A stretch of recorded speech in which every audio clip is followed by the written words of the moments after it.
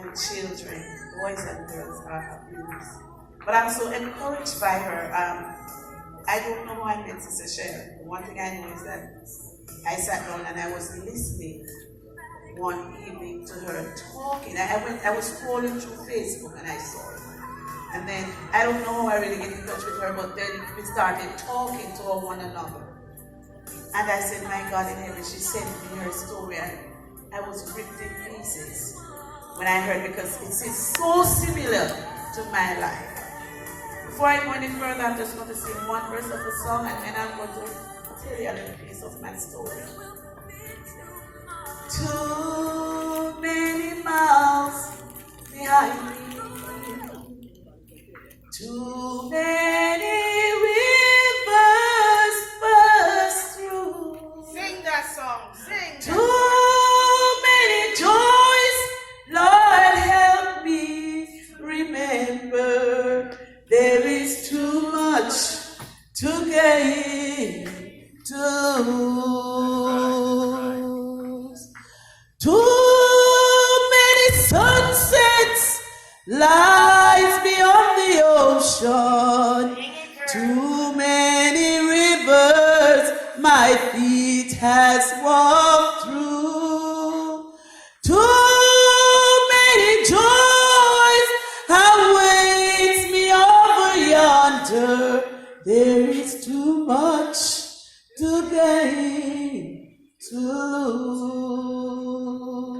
Sisters, there is too much to gain, to lose. Too many sunsets lie beyond the ocean. Too many rivers my feet has walked through. Too many joys awaits me over yonder. There is too much to gain, to lose. That's right. Yeah. That is so true. Too much.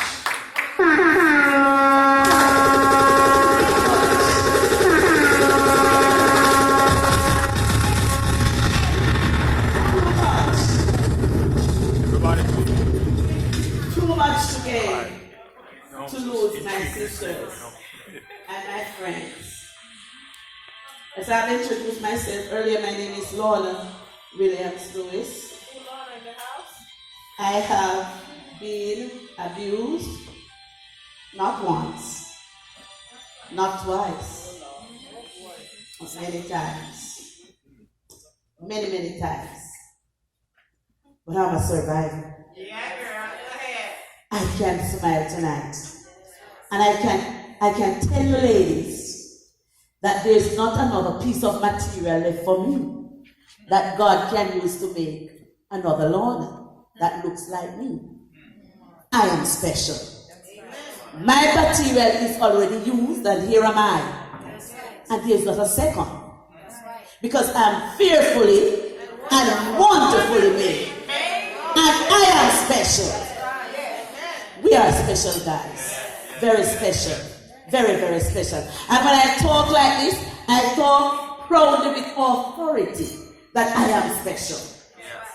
You can look at yourself and say you are special. Sister Cheryl, you are special. We are special. That's right. Ladies, we are special. We're special. Amidst it all, we're special. Yes. Been there, done that. I was a teacher back there in Jamaica. My co-worker is there. She was a principal, and retired. For 23 years, we taught together. I taught children. I got married young at the age of 19. You know when you're in church? Yes. And the church life. And mommy said that you can't go live certain life.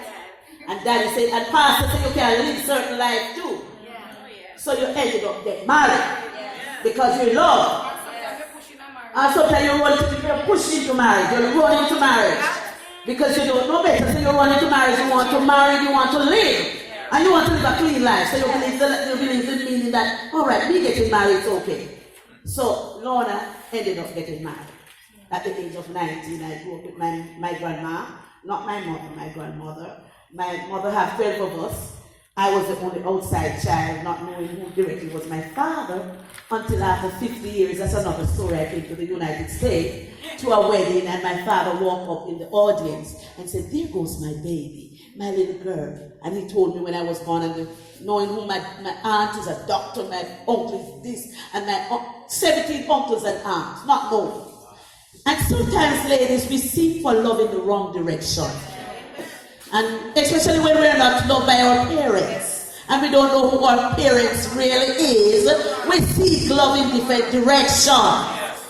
And that was what happened to me. At the age of 19, I got married to the musician from the church. Love music. I love music. I love music. So he could play the guitar, and Lorna loved to sing. So when he started playing the guitar, I would sing. But I didn't know that he was going to sing my back off in the latter end. And abuse sets in after the 4 years of marriage. I didn't have a child, and we have gone through tests and everything, and the doctor said nothing was wrong with me, and he wanted a child, so he went to the Grand Cayman Island. My co-worker there was the one I was planning to run away, and she said, no. We packed our suitcases to run away, and she told me where we were going in Grand Cayman. And one evening we came in, we were going to run away. I was going to run away for the summer, but she was going to go with me to show me where to go. And one evening we came in from school, and she said to me, "Lorna, come here." And she said, "No, we're not going. Send your husband. Send him, he will make life. Send him. You send him." I said, "Really?" And she said, let us pay his fare. And we pay his fare, and we send him to Grand Cayman. And he went to Grand Cayman. When he went up there, things were running nicely. And I got money, and I said, God, he's no longer where I am, so I feel free.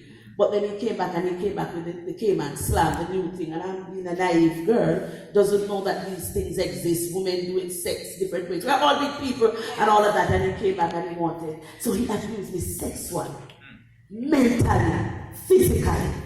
And I said, God, how am I going to get out of this? This is emotional, psychological. All of my alleys were ruined. And I said, God, what am I going to do? How am I going to get out of this? And sometimes when I go to school in the morning and the student, I have 45 students in my class. Teacher, what is wrong with your eyes? I was walking and I bumped into the cupboard. Total lie. 100% lie. He had thumped me in my eye the night before. And all of that. And eventually, it ended. He went away to Grand Cayman Island, committed fornication, adultery, and all of that, and he divorced me. He didn't even divorce me before he got married, so he committed bigamy. He got married to another woman. Speak to me. And I left from there. And I would build a beautiful house with my co-worker there, a very nice house. She planned, and we had built a beautiful home in Jamaica. And I ended up out of the house. Thrown out of the house anyhow. And I have adopted 2 babies at that time. Twins, Adrian and Adrian, 3 months old, because I didn't know what God had planned for me then. Because I was torn in pieces, and I was looking for love, seeking love otherwise. But these 2 little babies came into my life, and I just threw it all into them. Didn't know that they were hearing impaired, didn't know that they were speech impaired and visual impaired in one eye each. And I said, okay, Lord, whatever you want, this is me. I opened a school back there in Jamaica for them, for integration and inclusion. It's still going strong. My pastor and the others have gone there to visit, just for the sake of the children. And I spent time with them, sent them to Caribbean Christian Center for the Deaf, special education. They went through. One day I couldn't take it no longer because I was struggling. Me being a only mother, the breadwinner and all of that, I have to be in rent house, I couldn't manage anymore. So I said, okay, I'm sending the children to school. I said, okay, I'm going to try and see if I can get my visa to come to the United States. So I went to the embassy and I got my visa, and I came to the United States. And when I came here, I started work, I got a little job, domestic job, and I started working. And this lady said to me, you are such an asset to our company. I wish we could get you here in the United States because you know how to deal with children with disabilities and people that are special needs and all of that, you would be a great asset to our company. So I said to her, I don't know how to go about getting my status here. So I went back to Jamaica. I met a friend, and she introduced me to this gentleman at the church where we were attending here. And he said that he loved me. And I remember, Lorna, I become vulnerable because I want love. And I need love. So a man telling me that he loved me. I said, really? Yes, he said he loved me. And I said, oh God, well, he is in the church. You know what, my sisters, sometimes we have to learn. We have to go around the walls of Jericho. And until we pass the test, we will not go further. We have to pass that test. So he said he loved me and all of that. And because of the hurt that I've gone through, I kept it at a distance. And I went back to Jamaica. When I went back to Jamaica, he was in the church here and he sent back for me to visit. So when I came, he said, he's a soldier. He was a soldier. He said, 61 years old, have never been married or anything. In the church, very, very vibrant, doing a lot of things, occupied in the church, doing a lot of things. So I said, okay, this must be a very good man. So I felt him out for a while. And after a while, he proposed to me and I said, no, I'll wait. So I went back to Jamaica and he sent back for me. And when he sent back for me this time, we got married. After getting married, 2 months after getting married, I noticed that he was not coming home as he used to do. And I spoke to him and he didn't like it. He said that I must not question him about coming home early and all of that. I said, okay, all right.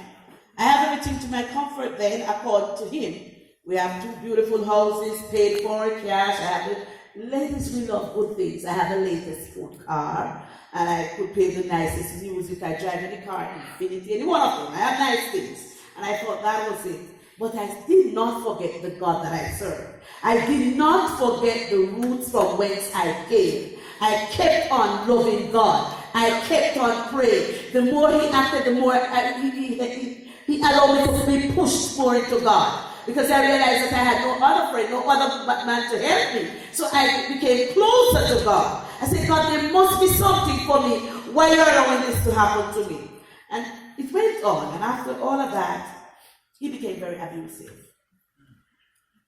He backslid out of church and he began to take drugs. And after, I still kept on going to the house of the Lord. I kept on with my brethren. I didn't say anything to them. But knowing the kind of a person I was, my pastor was watching, and some of the brethren too, was watching me. And one Sunday I came out of church, and when I came out, I stood at the porch, and a brother came to me and he said to me, Sister Lorna, that's not you. Something is happening. I used to carry my clothes. I started to carry a little bag with my necessities, in the car with me, and I would stop in the woods and I would cry. I said, God, this is not real. And as I told you, one Sunday the brother came to me and I broke down and I started sharing just a teeny bit about what was happening.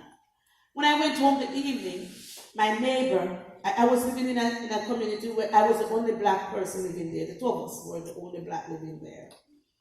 And my next door neighbor, she was close, very close to me. And when I walked in the evening, my ex-husband, he called me on the inside. We were talking and he said, come on the inside. And when I went on the inside, he held a gun to my ear. And he said, this God business. Let me tell you something, brethren.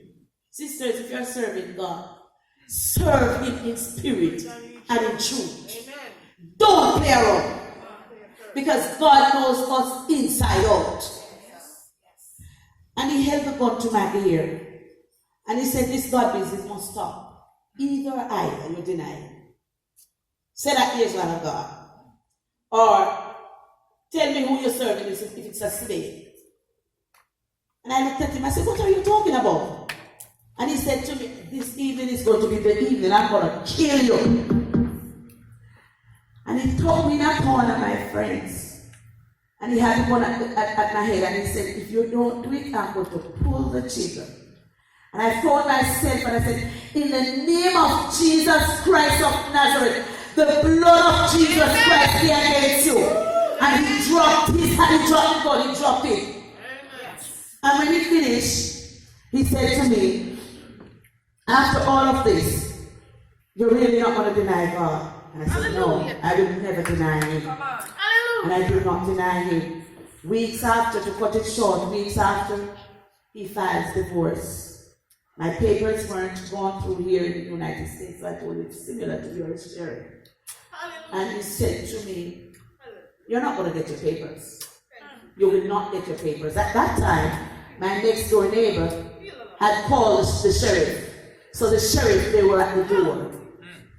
And they tapped on they rang the doorbell, and when they rang the doorbell, I walked to the door and they asked what is happening, and I was crying. And I told him, I said, my husband has a gun. And he held it at my head and he said that he's going to kill me. And they said, this is domestic violence. He said, they ordered him out. I said, no, don't order him, it's his house. I will go. I have nowhere to go.